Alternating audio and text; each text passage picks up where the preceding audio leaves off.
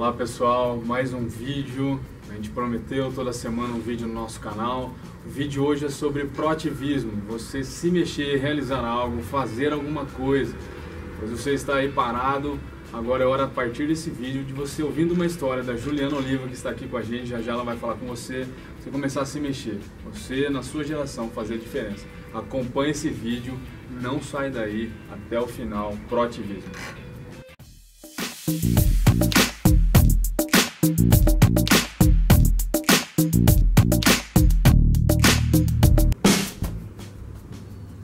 Olá pessoal, estamos aqui com a Ju, a gente vai gravar um vídeo, mas antes eu gostaria de falar com você que está me acompanhando no canal, tem acompanhado os vídeos que a gente tem feito, tem soltado. Hoje o nosso vídeo é sobre um tema muito falado e que está em falta, as pessoas estão procurando. Então o tema do vídeo hoje é por que eu devo ser proativo, por que eu preciso de atividades, de realizar algum trabalho como cidadão, como pessoa, como ser. Hoje nós estamos vivendo um momento complicado das gerações, da mudança das famílias, principalmente no Brasil. Então o Brasil, lá atrás, ele passou por um período de transição do meio militar, né, para os governos militares, para um governo mais democrático, e isso acabou influenciando a geração que tem vindo hoje em dia. Com pessoas, poucas pessoas com proatividade, que conseguem realizar algo, têm vontade, desejo de fazer, de ser diferente, acabam se destacando, sendo líder no mercado, sendo líder na sua empresa, sendo líder na sua família. As pessoas acabam tendo essas pessoas com proatividade como referência. Eu também fui assim, né, por um bom tempo influenciado pelo meu pai, pelos meus pais, mas por um bom tempo na minha vida eu não fui tão proativo assim. Eu vivi um mundo um pouco mais isolado. Eu realizava as atividades do meu trabalho, mas num mundo um pouco mais fechado, um pouco mais restrito, não abrangendo um sonho maior, não abrangendo pessoas em maior número. E realizar algo faz parte do nosso cotidiano. Você, como ser, assim como eu, nós somos, além de ser, somos animais. Os animais, eles realizam coisas do seu instinto. Um ser humano, diferente dos outros animais, ele tem essa questão do livre-arbítrio, ou da escolha de querer fazer, de querer ser diferente em alguns momentos da sua vida. E ele precisa decidir isso. Um ser humano, diferente dos animais, ele decide querer fazer ou não. Se ele quiser viver uma vida inteira sem realizar algo, ele consegue. Os animais não, por instinto eles têm que fazer. Eles têm que liderar uma manada, eles têm que voar.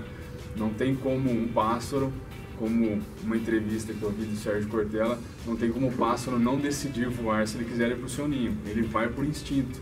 O ser humano, ele tem esse poder de fazer ou não. Então eu estou aqui com a Ju, do meu lado, uma pessoa muito proativa. Conhecemos ela vai se apresentar aqui para você, né? Ela já é conhecida, mas agora está se achegando, se juntando ao nosso canal. Eu também tenho algumas ações sociais, fomos para Mariana, está lá no canal, na região de Mariana, no desastre. Tive uma vida assim, e agora a Ju vai contar um pouco, a gente vai bater um papo a partir de agora sobre ser proativo, sobre realizar, por que é importante fazer algo, que momento da vida dela isso começou a acontecer, e a gente vai dividir um pouco da história dela com você.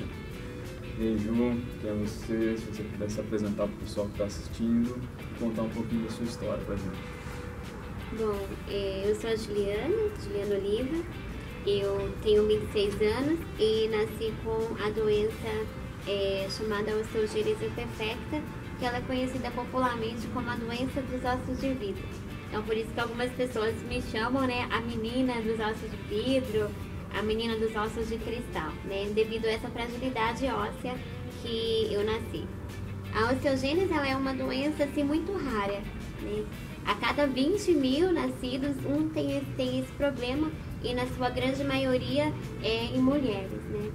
E quando eu nasci, nós não tinha tratamento ainda, né?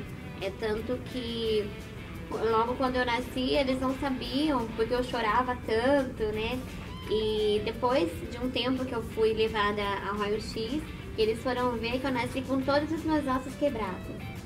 E aí depois teve todo um processo, eu nasci com muito problema respiratório e eles me deram ali uns 10 dias, 15 dias no máximo de vida por conta meu tórax era muito alto, tinha muita dificuldade para estar respirando.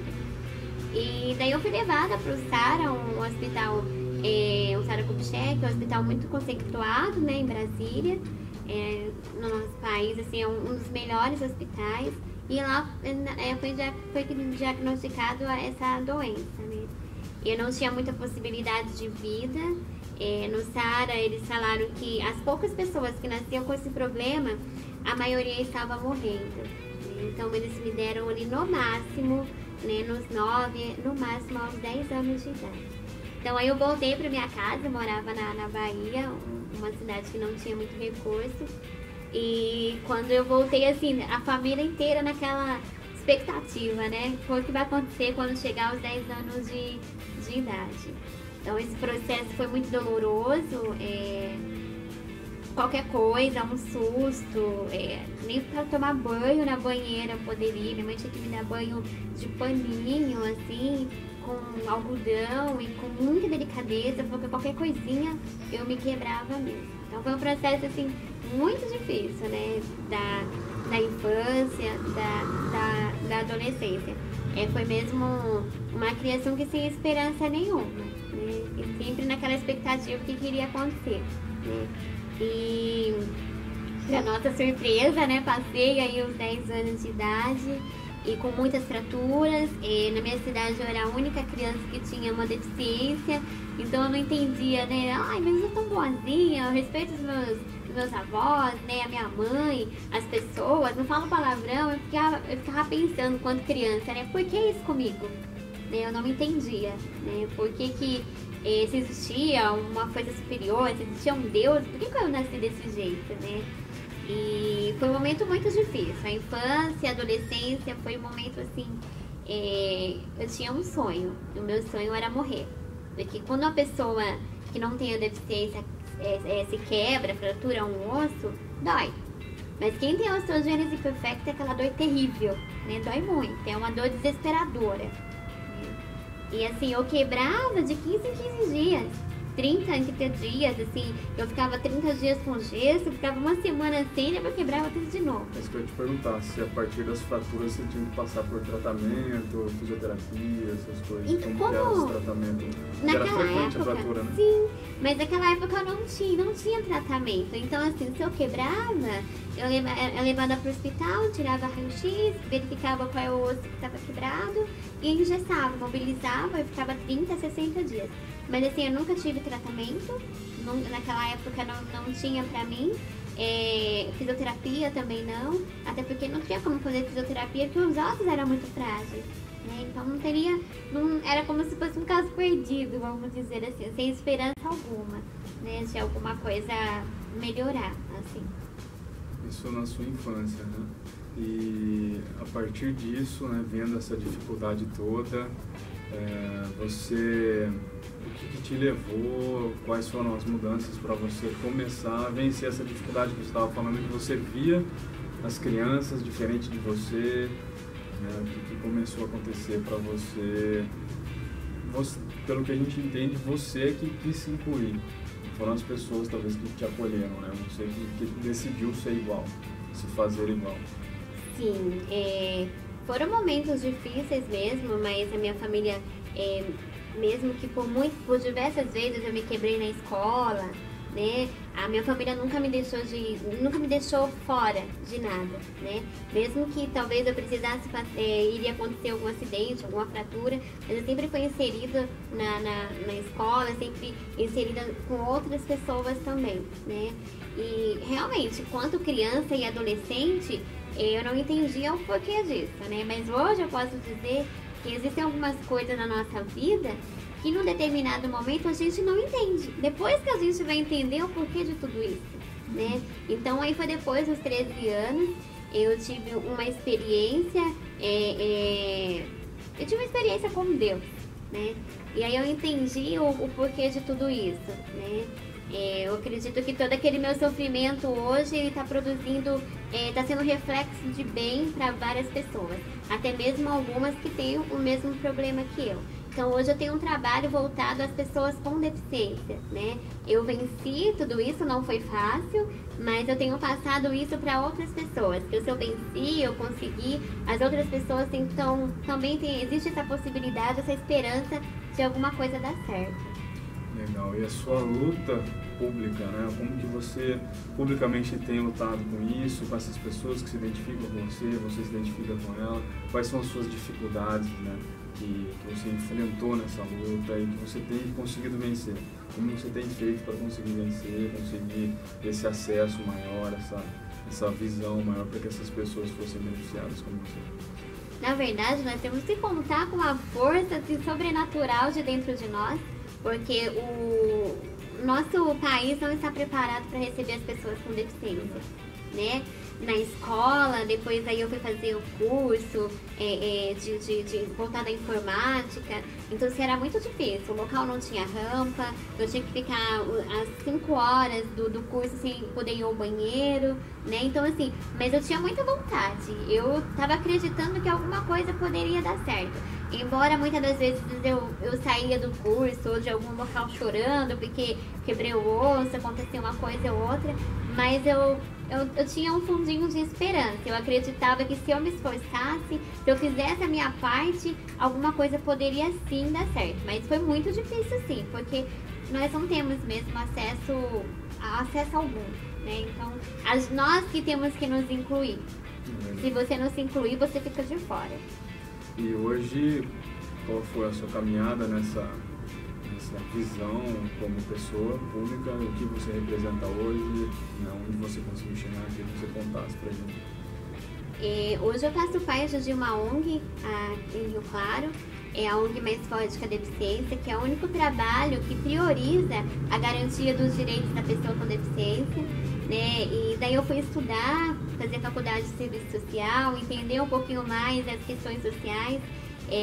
Quanto adolescente, eu era muito briguenta, assim, eu me indignava muito com a desigualdade, com a violação dos direitos, não só do deficiente, né? Desse mundo tão desigual. Isso me gerava uma inquietação muito grande.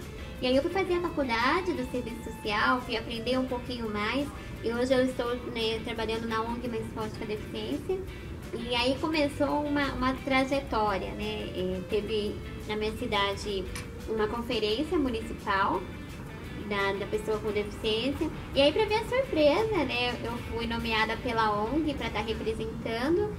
E aí teve uma série de seleção, e aí eu fui a pessoa que tive mais voto na conferência municipal. E aí depois eu fui para regional. E foi interessante assim, que eu não conhecia ninguém lá, né? Quando eu cheguei em Campinas, o grupo já eram formados, eles votavam entre si, o pessoal. E assim, eu fui indo, participando das reuniões. Depois eu ganhei como representação regional, depois estadual. E hoje eu sou delegada nacional dos direitos da pessoa com deficiência.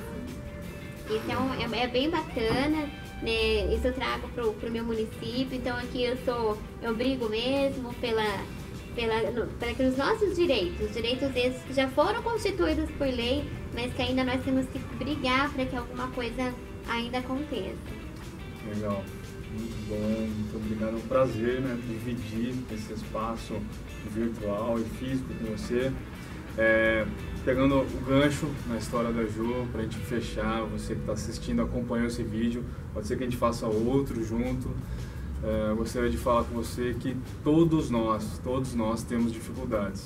Alguns uma dificuldade física, outros emocional, outros física e emocional. Mas apesar da dificuldade que você vive, ou apesar da sua criação, da cultura, você precisa realizar. Aqui vimos o exemplo da Ju, que com toda a dificuldade, ela viu na dificuldade uma motivação para que ela tivesse uma atividade, para que ela fizesse algo, fizesse diferença. Faça você também a sua diferença na esfera que você pode e busque sempre algo mais, uma esfera maior, buscar mais pessoas, seja proativo, realize algo, realize um trabalho. É isso aí, fique com a gente, até os próximos vídeos.